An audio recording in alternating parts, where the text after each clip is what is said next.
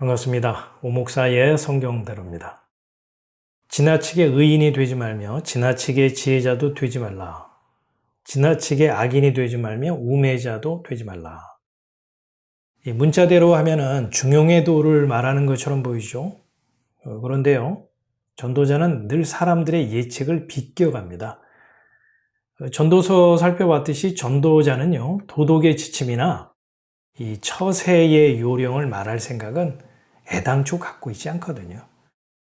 그는 죄인이 아닌 사람은 단 한 사람도 없다, 이런 성경의 입장을 전제로 해서요, 하늘의 메시지를 전달하고 있는 것입니다. 성경은 사람이요, 윤리도덕적으로 몹쓸 짓을 했다거나 실정법을 어겼기 때문에 죄인이다 이렇게 판정하기에 앞서서요, 먹지 말라 명하신 선악과를 따먹고 은혜의 하나님으로부터 떠난 독립한 그 자체를 죄로 규정합니다. 그래서 사람치고 이 죄인이 아닌 사람은 없다라고 하는 거죠. 이건 전도자의 억측이 아니고요, 창세기에서부터 증거하고 있는 성경의 일관된 입장입니다. 사도 바울도 증거했잖아요. 유대인이나 헬라인이나 다 죄 아래에 있다고 우리가 이미 선언하였느니라. 기록한 바 의인은 없나니 하나도 없으며 깨닫는 자도 없고 하나님을 찾는 자도 없고 다 치우쳐 한 가지로 무익하게 되고 선을 행하는 자는 없나니 하나도 없도다. 이 바울의 이러한 진술 역시 선악과 사건을 근거로 증거한 거죠. 하나님을 믿고 성전을 떠받들고 율법을 실천한다고 하는 유대인이나 그 밖의 사람들이나 죄다 죄인이라는 겁니다. 의로운 사람도 없고요, 선을 행하는 사람도 없답니다. 하나님이 보시기에 죄인뿐이라는 거죠. 이 같은 사실을 사람들이 인정하든 인정하지 않든 성경은 선언하듯이 확정하고 있습니다. 아마 반감을 가지고 이 따지듯이 질문하실 분들이 있을 겁니다. 누구 맘대로 죄인이래? 나는 선악과 근처에는 가본 적도 없고 선악과가 어떻게 생겼는지 구경도 못했는데 왜 멀쩡한 사람을 죄인 취급하는 거야? 죄인 취급받는 그 심정을 모르는 바는 아닙니다. 그런데요, 자신이 선악 판단의 주체가 되어서 이건 맞고 저건 틀리고 이렇게 스스로 결정을 하면서 제 인생의 주인 노릇하며 살아가는 것이요, 다름 아닌 선악과를 따먹었다는 증상이거든요. 성경대로 하자면 그렇다는 말입니다. 또한 얼굴에 땀이 흐르도록 수고해야 먹고 살 수 있는 이 세상 방식 역시 선악과를 따먹은 사람에게 주어진 저주이고 형벌이고요.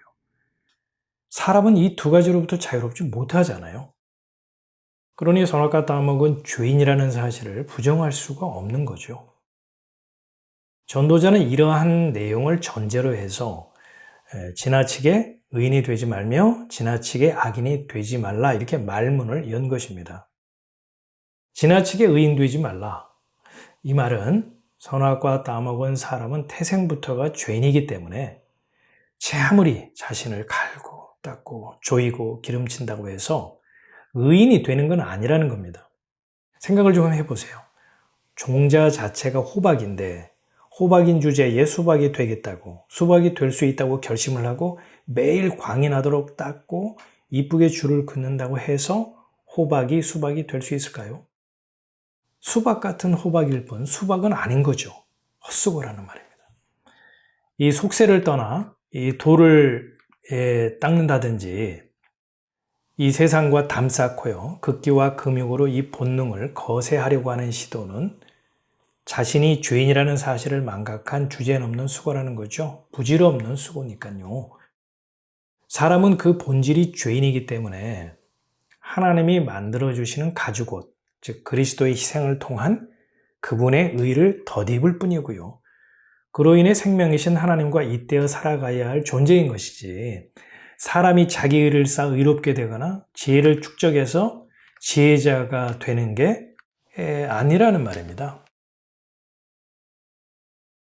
사람은 얼마든지 의롭게 될 수 있고 지혜자가 될 수 있다 라고 하면서 자신을 끊임없이 갈고 닦았던 사람들이 성경에 나오죠. 그렇습니다. 바리새파 사람들입니다. 그들은 율법에 기록된 그대로 실천함으로써 하나님 백성다운 의롭고 경건한 사람이 될 수 있다 이렇게 믿었던 사람들입니다. 전도자의 표현대로 지나치게 의인이 되려고 했고 과도하게 지혜자가 되려고 했던 사람들이죠. 이 바리새파 사람들, 즉 바리새인들은요, 율법에 따라서 안식일에는 노동이라고 여기는 일은 일체하지 않았으니까요. 아마도 이 손톱 발톱 깎는 것도요, 노동이라고 여겨서 안식일에는 깎지 않았을까 싶은데요. 그들의 열심은 이 아무나 따라할 수 없을 정도로 철저했죠. 대단한 사람들입니다. 모르긴 해도요, 바리새인들은 마음속으로 자신이 참 대견하다 생각했을 것이고, 난 너희들과는 본질적으로 달라, 결이 다르고 격이 달라, 이렇게 판단과 분리의식이 자리 잡고 있었을 겁니다. 그런데요, 중요한 건 이 천국의 주인이신 예수님은 이 바리새인들을 의롭다고 칭찬하거나 그들을 옹호하신 적이 없다는 겁니다. 오히려 예수님은 그들을 무섭게 책망하셨죠. 이 회칠한 무덤, 독사의 새끼들이라고요. 호박인 주제에 어디서 수박 행사를 하냐, 그런 일침이죠.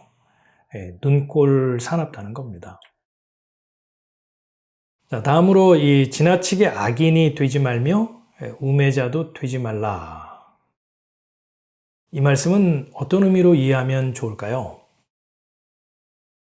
결론적으로 말하자면요, 세상에 몰빵하지 말라는 일종의 경고입니다.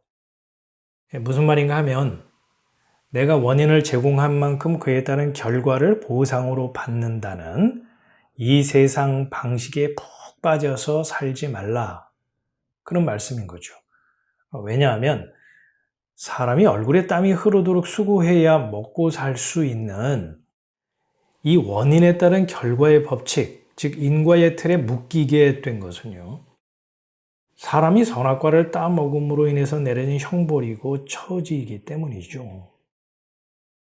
생각을 해보죠. 먹고 살겠다고 이 땀 흘려 수고하는 삶 자체가 얼마나 치열합니까? 전쟁 같잖아요. 또 하루하루 정말 버거운 일상인데요. 이 같은 악한 구조에서 벗어날 생각을 하기는커녕 땅만 쳐다보고 인생을 거기에다가 몽땅 투자하면서 여기가 좋사오니 이 땅에 인생의 말뚝박고 자자손손 천년 만년 잘 살아보세, 이렇게 인생 구호를 외친다면 그건 평생 세상에 빌붙어서 종살이하는 꼴이지 않을까요? 그러니까 지나치게 의인이 되지 말라, 지나치게 악인이 되지 말라는 이 전도자의 말씀은 하나님의 백성들에게 하는 경계, 경보라고 할 수 있습니다. 쉽게 말해서 세상으로부터 불러냄을 받은, 건져냄을 받은 하나님의 은혜를 입은 자라면 속세를 떠나 도 닦아서 의롭게 되려고 하지 말고, 또한 세상 방식과 풍조에 취해서 세상의 인생을 몰빵하지 말라는 겁니다. 한마디로 금욕주의와 세속주의는요, 성경의 입장이 아니라는 말씀이죠. 그렇다면 성경의 입장은 무엇일까요? 전도자는 하나님 경외라는 말씀으로 결론을 맺고 있습니다.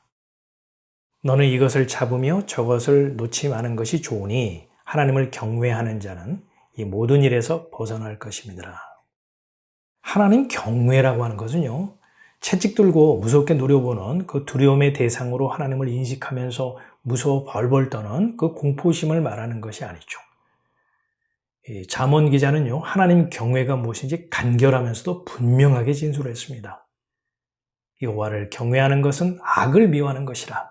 나는 교만과 거만과 악한 행실과 패역한 입을 미워하느니라.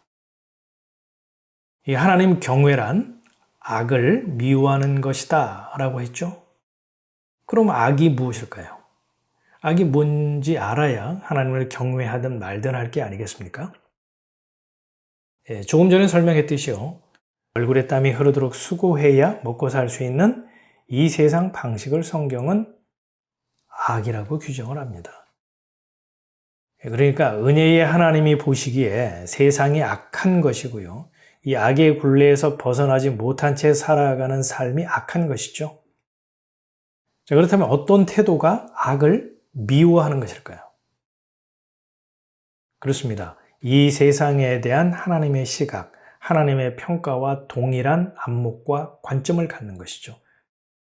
다시 말해서 세상을 등지는 현실 도피거나 또는 속세에 물들어 사는 것이 아니라 여전히 세상의 발을 딛고 살아갑니다마는 이 세상 방식이 정상이 아니라는 것, 악하다는 것, 그래서 이 땅에 정주고 정부치고 살 것이 못 된다, 이런 인식을 갖는 겁니다. 예수님도 제자들에게 기도를 가르쳐 주시면서 이렇게 기도하라 하셨죠. 악에서 구해주세요. 이 악에 대한 성경적 이해를 갖고 예수님의 이 주기도문의 이 내용을 살펴보게 되면요, 악에서 구해달라는 기도는 아무나 할 수 있는 기도가 아닌 거죠. 함부로 할 수 없습니다. 왜냐하면 이 세상이 악하다는 걸 인식하고 인정하는 자가 드릴 수 있는 기도일 거고요. 인과의 방식이 아닌 은혜의 원리를 사모하는 사람에게서 나올 수 있는 기도일 것이기 때문이죠. 그러니까 악에서 구해달라는 이 기도는 두 가지 측면에서 우리가 해석할 수 있습니다. 주님이 속히 오셔서 이 악의 구조를 철거하시고 은혜로 다스리고 통치하는 주님의 나라가 임하기를 청원하는 그러한 기도로 볼 수 있고요.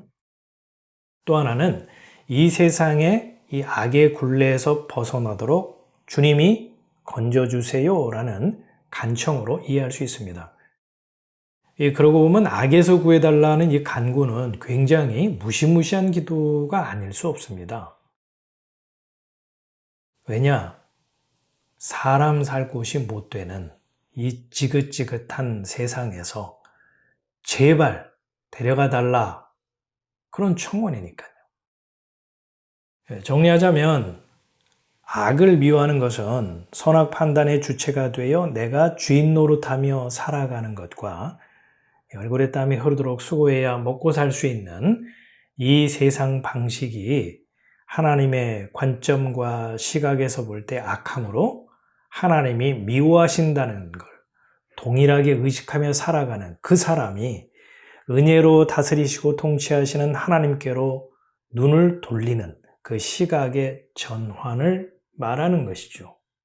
그와 같은 태도가 다름 아닌 여호와 하나님을 경외하는 삶이라 할 수 있습니다. 그러므로 진정 하나님을 경외하는 사람이라면 지나치게 의인이 되려고 하는 그 금욕주의나 지나치게 악인이 되려는 세속주의에서 벗어나 자유하겠죠. 왜냐하면 하나님을 경외하는 자, 즉 악을 미워하는 자는 사람은 죄인이며 이 세상은 악하다는 성경의 입장에 대해서 아멘 하는 자로서 지나치게 의인이 되려 하거나 지나치게 악인이 되려 하는 것은 그건 죄인된 사람의 주제에서 벗어난 부질없는 수고라는 것을 깨달은 자이고, 그래서 그것으로부터 자유한 자이기 때문이죠.